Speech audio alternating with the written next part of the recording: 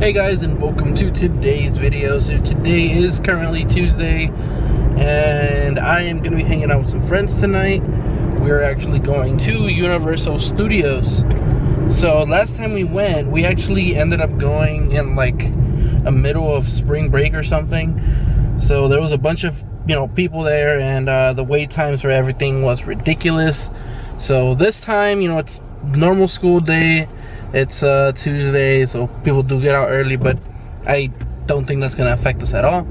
Once we get into the park, we should be able to go on a little bit more rides. Hopefully the wait time is not too bad as it was last time, because that Harry Potter ride that we waited for was complete garbage. I really hated that one because we waited basically 2 hours in that bitch. And by the time we actually got to the main ride, it only lasted about 3 minutes. And then the fucking ride broke down on us literally 4 times while we were on it. So it kind of broke the illusion, and I was like, we literally just waited in line for it to break down. And I'm like, I was really upset about that one. So we went home right after that. Hopefully this time it's a little bit better. We're gonna check out some rides that we didn't get to check out last time. Like, I for sure want to go into the Universal Studios tour thing, where they show like the Fast and the Furious cars and how movies are made and that kind of stuff. I want to go into that one. I do want to go into some water rides. For that, I will be using my phone if they allow me to, and it's not like I'm able to hold it and stuff. So I will be using my phone, and I'm going to include the footage into here.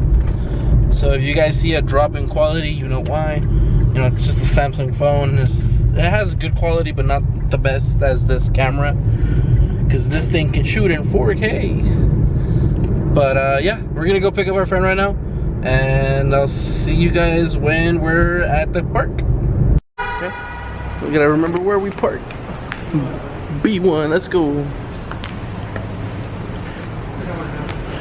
So this we actually managed to park a whole lot closer this time. So this is a new parking lot. Hopefully it's right next to the entrance. It's close to it.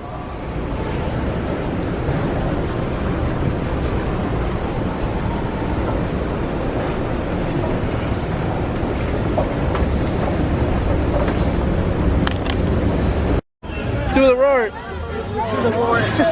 Do the roar! Excuse me, Mr. Shrek?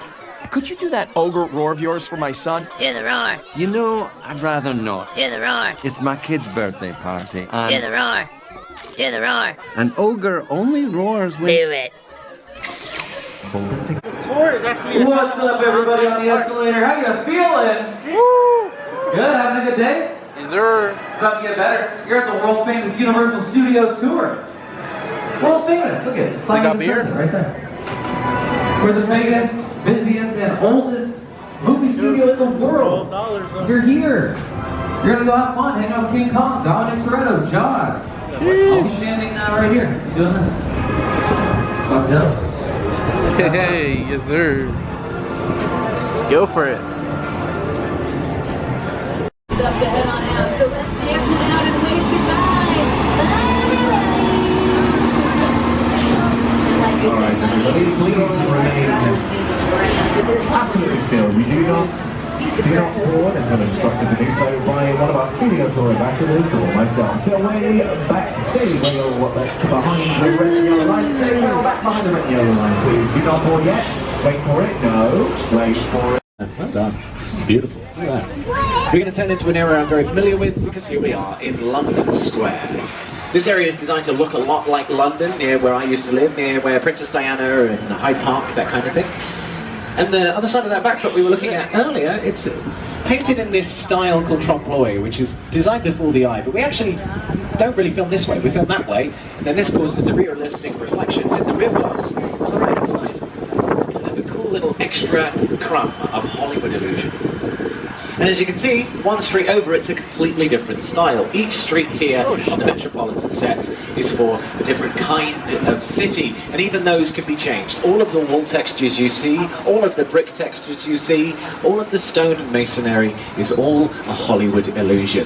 We can print it using a machine called a vacuum press and change it in less than a day. We have so many different kinds of brick and pieces to put on these sets that great directors can use, like Steven Spielberg, John Landis, and of course Peter Jackson as well. It's the original King Kong that made me want to direct movies. I saw that movie on TV. Well, everyone. I do hope you're ready, because it's too late now. Everybody hold on to your seats. We're entering Skyline.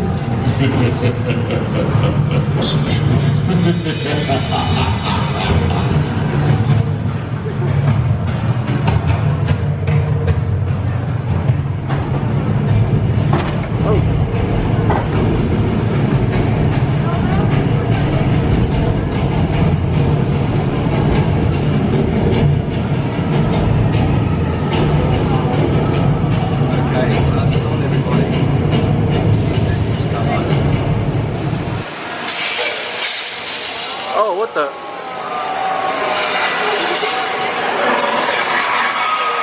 Oh, yo, to your left. Hey, yo, what the fuck? Hey, yo. Nah. Look at that. Right.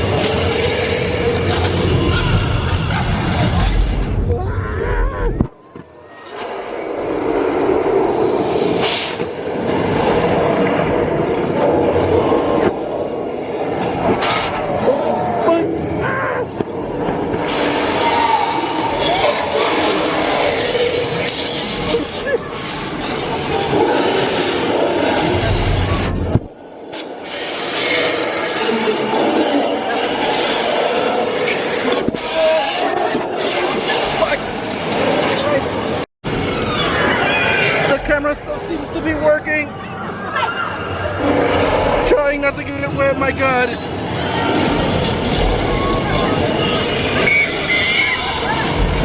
Fuck is going on?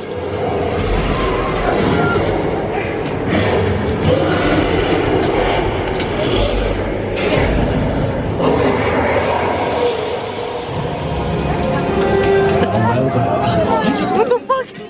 360 3D, one of the biggest and most impressive. That shit blasted right in my face. Well done, everyone. You made it through. Fantastic. Is the camera okay?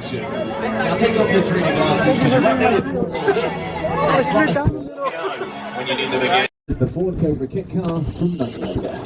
Then we've got the Ferrari 308 from Magnum PI, which only really needs Tom Selleck's moustache to be cool, let's be honest. A few cars from Back to the Future 1 and 2, including Biff's car that got filled with manure because he's a terrible person. We didn't fill it with real horse poo though, we filled it with hot horse feed, because it looks like poo on screen, and it's a lot nicer to get covered in. A few cars from the Flintstones movies that had to be dragged with cables to get them to go, a little bit of magic with the Ford Anglia from Harry Potter, and some cars from Jurassic Park and Jurassic World. Now all of these cars are incredibly impressive, and they really do tell a story, but they can't go very fast because it's all a Hollywood illusion. The only exception of that is the cars from Fast and the Furious. Cars from Fast and the Furious are often as fast and furious as they appear on screen because they need to go fast to get all that high-octane action out there in the movies. But most vehicles, as I said, are all just a Hollywood illusion. And a great example of that Hollywood illusion is over here on the left-hand side, that tank-looking thing. It's made of wood and fiberglass. About 7 or 8 of us could lift that. It's more awkward than heavy, if you know what I mean. It's designed to crumple like a piece of paper when a digital transformer foot steps on it in one of those Transformers movies. Park. On either side of the tram, you're going to see set dressing, picture cars from the Jurassic Park film. If there's water, let me know. So completes the set. So the cages and boxes and barrels oh my, and even the foliage around us to give it that Jurassic Park feel. And I really mean it. Look at some of this foliage. The stumps are all prehistoric, and the leaves, if you look really carefully, the leaves are full of dinosaurs. Oh no.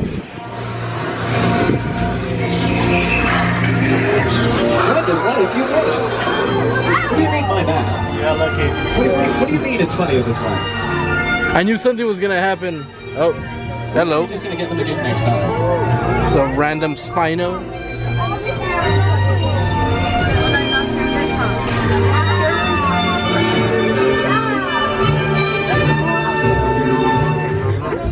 Now, whenever we make great movies like Jurassic Park, we don't just need great music by John Williams, which is what I was just playing here. We need weather effects. Now, we don't get a lot of weather here in California. It's normally this gorgeous sunshine day in and day out. I know, it's so hot. My dear friend Steve. Steve's pretty cool. He makes weather in movies, and he's in this building on the right hand side. So let's make sure that Steve knows we're here. Everyone say, hi Steve! Hi! What up Steve? We're ready for the weather demonstration. Alright, so it all starts with a little bit of thunderbolts and lightning, which is very, very frightening. We learned that from Freddie Mercury. And then I'm gonna put this away. Rain comes. Steve, and then the rain comes. Thank you. Alright, so over here on the left-hand side you can see water falling from the sky. Now these raindrops are extra thick, so they actually catch the light and show up on screen. We shoot them up into the air so gravity pulls them down like it does with regular rain. And you believe this is falling from clouds, as long as we frame out the spring cloud. Cool, right? Yes, Paris. Next card. Alright, Steve, you can tell. Where did Steve go? It's all like that? Steve? No, he's done it again. Has anyone seen Steve? He's wearing a Jurassic Park t-shirt and he's terrible at his job. Uh-oh. I hear the rumblies. Hey, remember when I said you might get wet in the studio tour? This is one of those moments. It's not my fault though. That's the one I'm water. Blame Steve. Oh, what the? Oh, shit. Now it's all Hollywood Illusion. It's used to Big Fat Lie, starring Emmy award-winning Paul Giamatti and Amanda Bynes. That's what that was. Let's see. There's a mountain.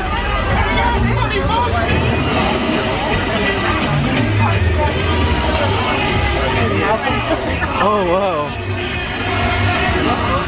The tour is approximately at the halfway mark, so we just want to remind everybody, stay seated during the entire tour. The studio is private property, and if at any time you drop your phone, you just can't wait to use the restroom, that's fine. Just pull the red cord above your head, and please remain seated at all times.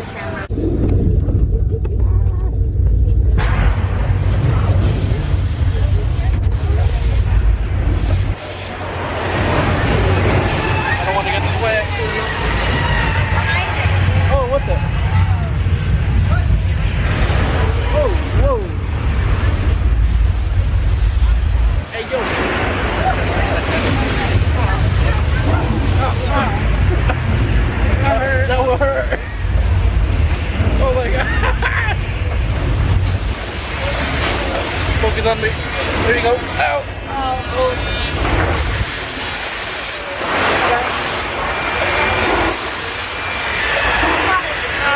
What the fuck? That's too fast for this. Oh, hey, there's water over there, bro. Where? Is it working? I think it's working. Is everyone okay? No, I knew it. All right. I knew it. Very screaming. Oh, the water. Yes, great. Don't worry about that. Everyone, quickly, let's get out of here. Everyone, the water reaction is broke. Everybody scream! Well done, everyone. You just made it through a genuine, bona fide. Sorry, I wasn't trying to get it wet, man. Just not next week. It was using bones. It's getting a little hot. But as we cross the PM, please, everyone, remain seated. Remain seated. You're on relax inside the vehicle. And after three, we're all going to say, hi, Monty. 1, 2, 3, hi, Monty. It's a thing in the water. Give me one moment, everybody. Monty! Monty! Don't play with that. That's probably very dangerous. Sir? Don't worry, everyone. He's very well trained. You'll see in just a moment. He's going to use his super scuba skills, and he's going to bleed everywhere. Okay. Alright. Is this going to flash wound, right? No? Okay. That's fine. That's cool. We should move on, Brandon. Alright, we're just going to, it's going to be fine. Nobody panic. I'm just going to read the safety instructions for this area. In the event of a horrific shark attack, hide guests and tram behind extremely flammable gas tanks and pier.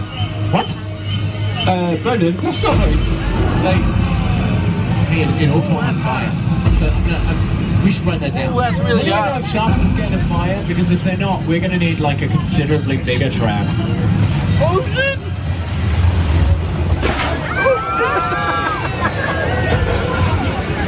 I was warm. Freaking shark.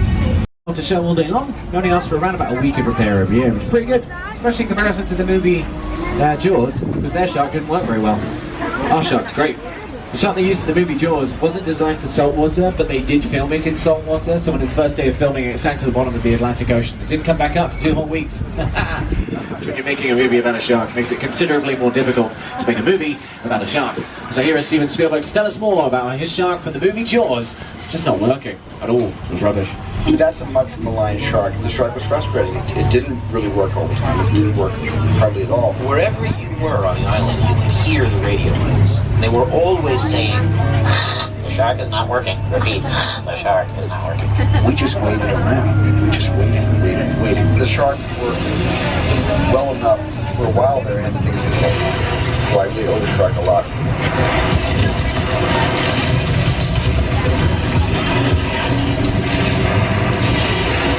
Now there on your screens is Steven Spielberg in the mouth of his mechanical menace, Bruce, which he nicknamed after his attorney, because lawyers are sharks. If we wanted to, then a few British vehicles, like these ones over on the right.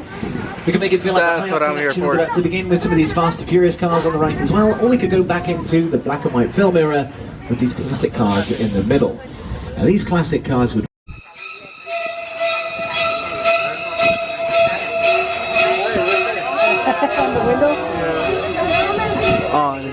Whoa! That last set is horrific, but this next set, it's a disaster, because it's the crash site from Steven Spielberg's War of the Worlds. A few other things have filmed here since then, but we'll get to that in a minute. Here's a little clip. It's Rick Carter, the designer, the director Steven Spielberg, and even a clip from the movie. It's bringing me back to the forest. The airplane crash site set is crazy. Set. It is all designed around a vision and Steve. You forget to sit down and talk about the War of the World. That thought, what if the 747 goes down right in a big neighborhood? Because it's just something you don't see. You're doing good. You're doing good. Keep pressing me. Listen, now listen. I want you to close your eyes, okay? Just get them closed.